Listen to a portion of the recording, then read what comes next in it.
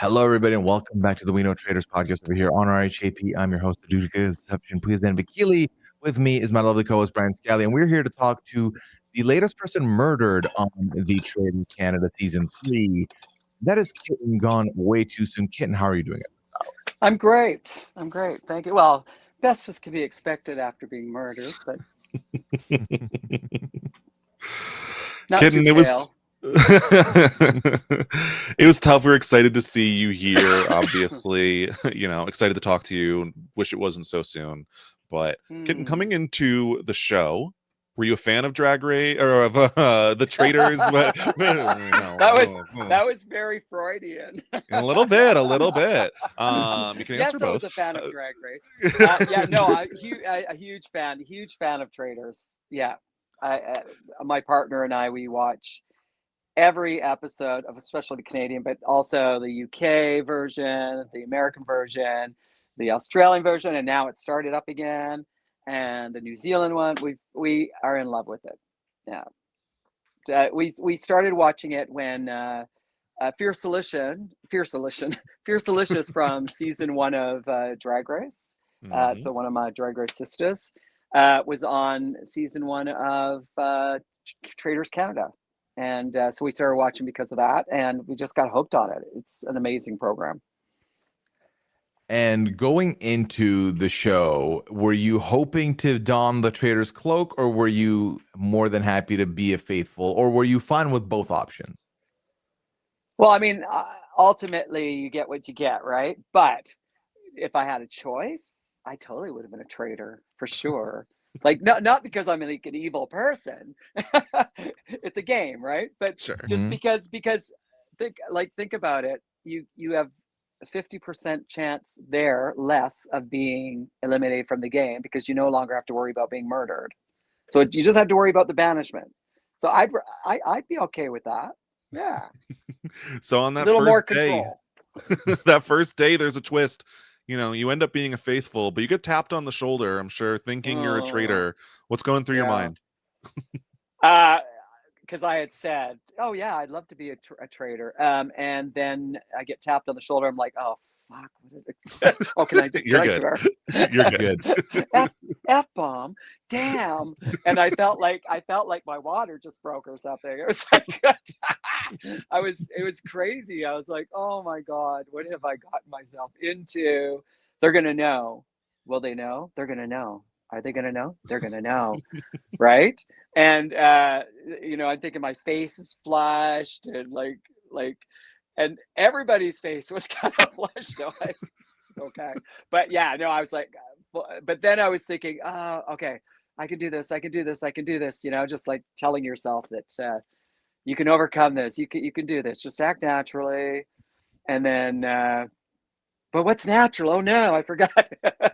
And then the twist. And sorry for people who are, haven't watched it yet. Spoiler alert, there's a twist. And they've never done this on Traitors before. They decided, oh no, if you've been tapped, you aren't a traitor, you're a faithful. And then 2 away from me, Natalie just lets out this big, and then from then on, I was convinced she was a traitor. So was Natalie your number one suspect, and were there others? Yeah, that you were looking at? she was my number one suspect. Just because and also she's so meek, she's so sweet and gentle, and just a really beautiful soul. And I thought, oh, she'd be perfect for a traitor. And then the other person was Meredith. So Meredith was my buddy, my pal. I absolutely fell in love with Meredith. I thought, oh, well, and apparently Meredith was a straight or pansexual or whatever woman married to a man, apparently. But obviously my queerdar totally knew that she was one of us, as it turned out, right? So anyways, I thought Meredith was a traitor for sure, but I loved her, so I'm gonna just be latch on to Meredith, and she's going to take me right to the very end, and it's going to be fabulous, her and I together. And this was the scenario that had played out in my mind that obviously did not pan out. So you had your suspicions on Meredith early, but what was your reaction to finding out that in fact she was not a traitor, but was married to someone else in the game in John? Yes, yes. So yeah, like I was, what? And of course it's Shala. So you know that I actually put Shala's name up and I put them down. And it turns out, and it's so weird because after I did that, I spoke to Chala after that round table and I said, they were like, why did you? And I'm like, well, you just seemed off to me. Like when I met you, you were like, so like, like this. And then the next day you were like different. And they said to me, Chala said to me, well, you were like a big pink drag queen the first day I met you. And now you're this. So I'm like, yeah, I guess so. Anyway, but I told Chala, I love Meredith. Meredith's awesome, not knowing that they were married. And Chala just kind of looked at me and went, "Oh, you love her?" I'm like, well, Oh. like as much as you can expect to love somebody that you know for 2 days or 3 days. But so, but I never thought. I remember that thinking, no, the guy, but didn't think much of it. And now in retrospect, I was like, okay, I totally get it now. Meredith is yours. As well, they should be. Ken, how familiar were you with the other reality TV alum that were on your season, on your cast coming into the season? Totally clueless. Okay, so except for Hollywood Jade. Because Hollywood's been on Drag Race as a choreographer and now a judge. So I know them personally. So I knew Hollywood. I didn't know they were going to be on there. So that was a surprise. But I knew that was the only person I knew. I didn't know anybody else. I mentioned that when I started watching Traitors because of Fierce Delicious. Well, before that, the only reality TV I'd ever watched was Drag Race, and watched from the very beginning, 2009.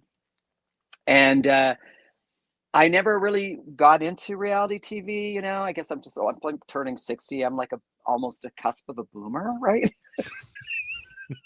That's my excuse. Damn it! It's got to be scripted television for me. No.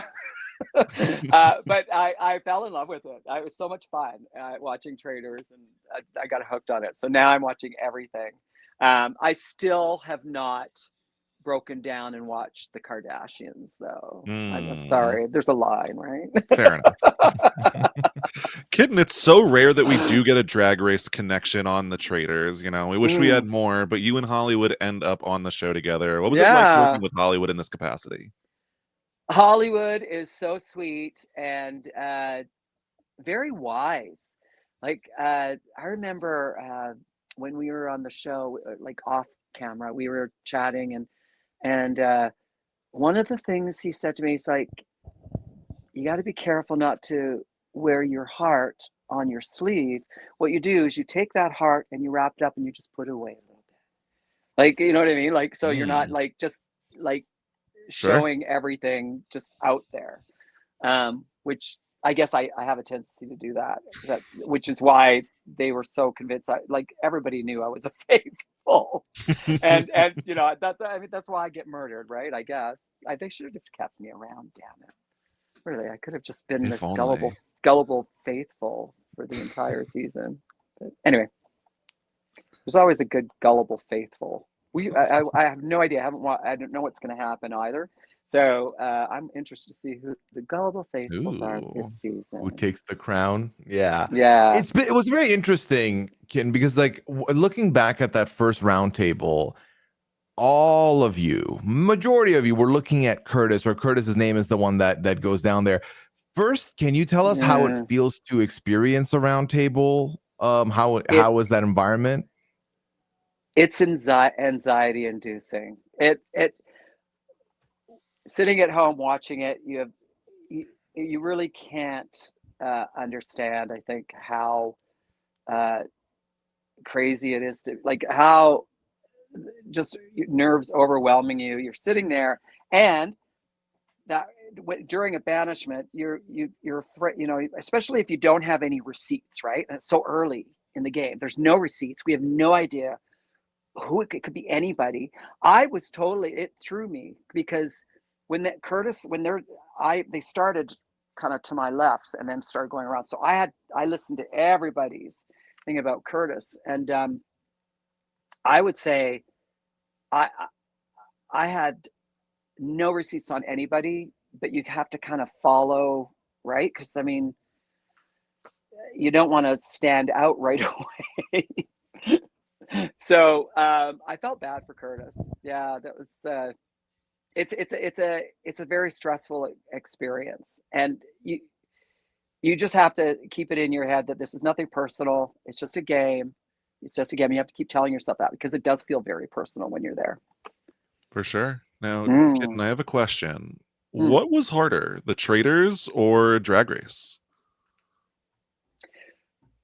Oh, so different in different ways, right? Like, Traitors is fast moving. Like that filming, it's wham bam, thank you, man.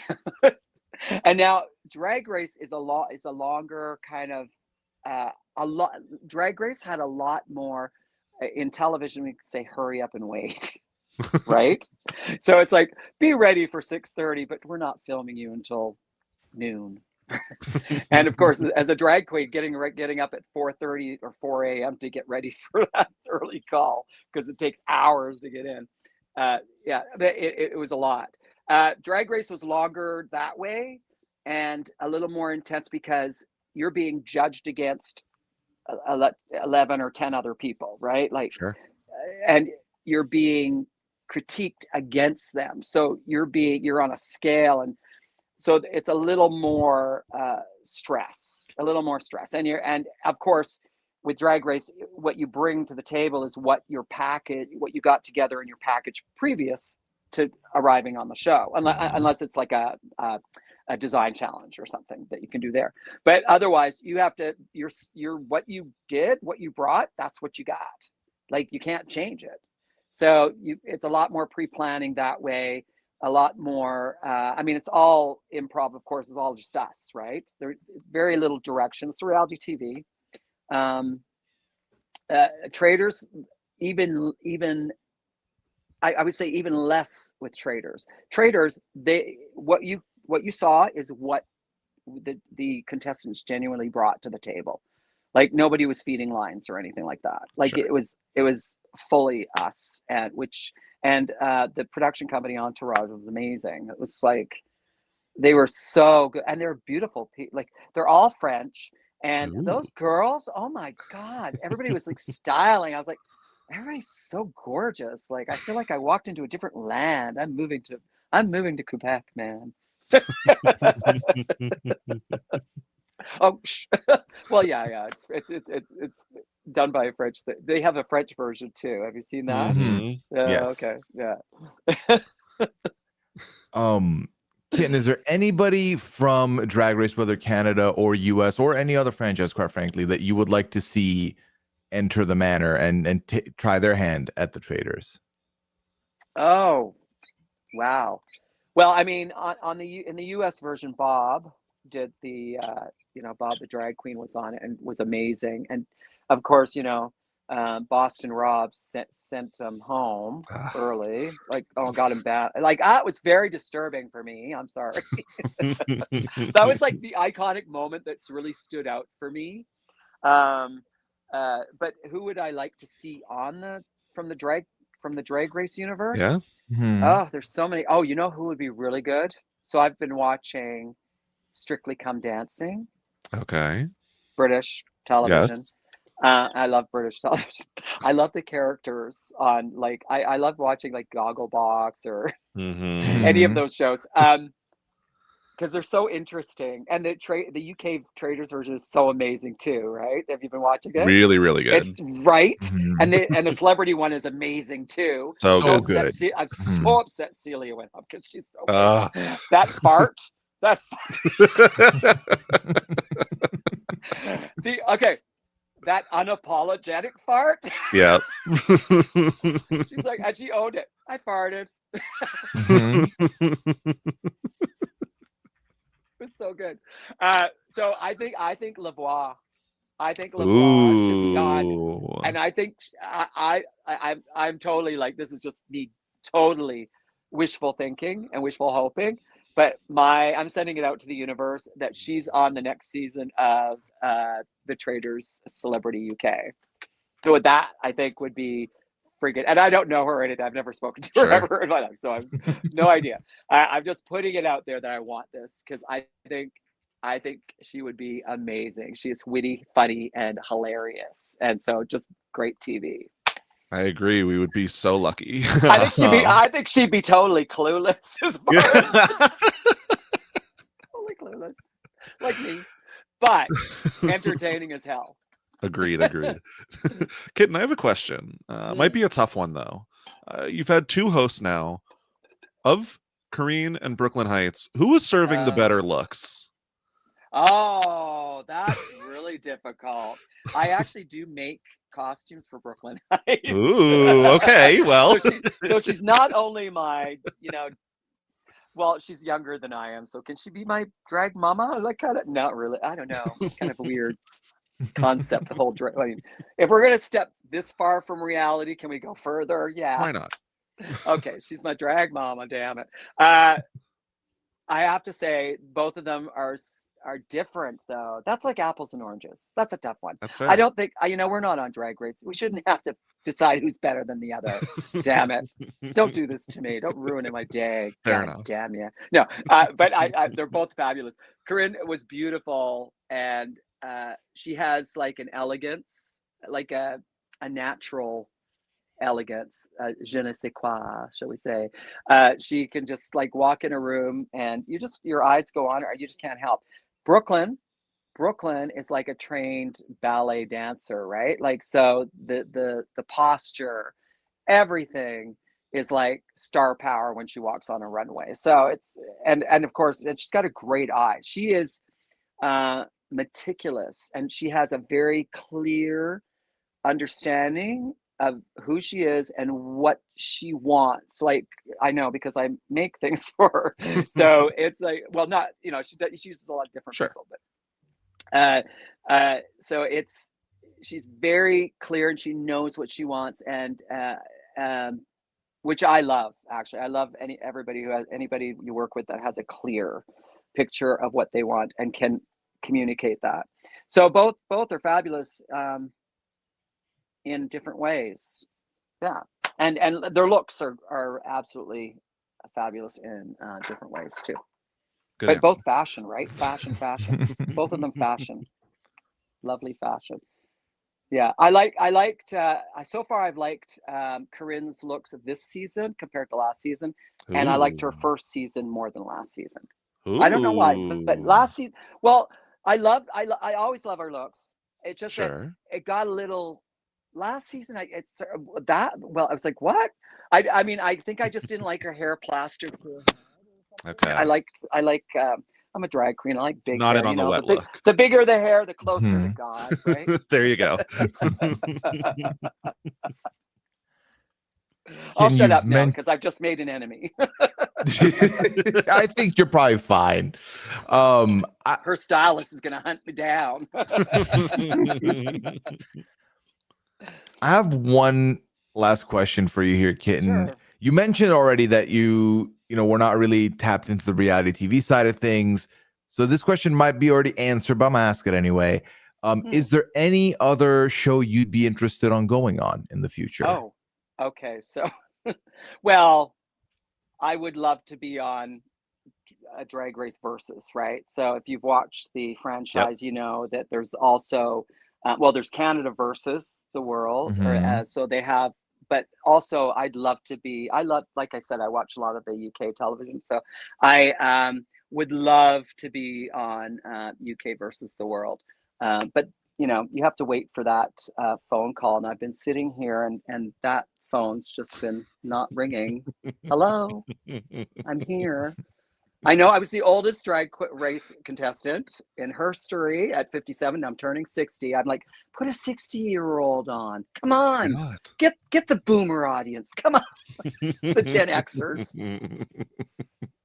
Represent. We're here too. We're not dead yet. Well, we're close to it, but not quite yet. No, they should. I think that Yeah. I could very much see you on a Drag Race UK. Very. It would be so hope that fun. comes It would be a lot of fun. But I put it out to the universe, let it go. Right. Fingers crossed. I would love to be on the Great Canadian Baking Show. I don't Ooh. bake, so that'll be really fun. If we had in, oh, you know what, I'm totally gonna put an application in next year. Ooh. So we have our first season again. Well, not first season because it's coming back now. Is Project Runway Canada. Oh. Right. So that's coming back, and I know some people that are on that, and because we all make costumes for the drag queens, for the girls, and I would totally. I think I might put my application in for that next year, maybe. Please. Well, it depends on what my business schedule's like, darling. Oh, I think I can fit it in. It would be super fun. Yeah, we'll see if that is able to happen. But Kitten, this was super fun. I really appreciate you coming on to talk with us about, all things Traitors, Drag Race, and the future. Oh, great. Thanks for having me. It was a lot of fun. Of course. Thank you, Kitten. Have a good one. All right. Thanks. You too.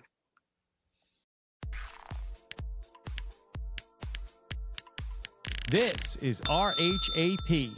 We know reality TV.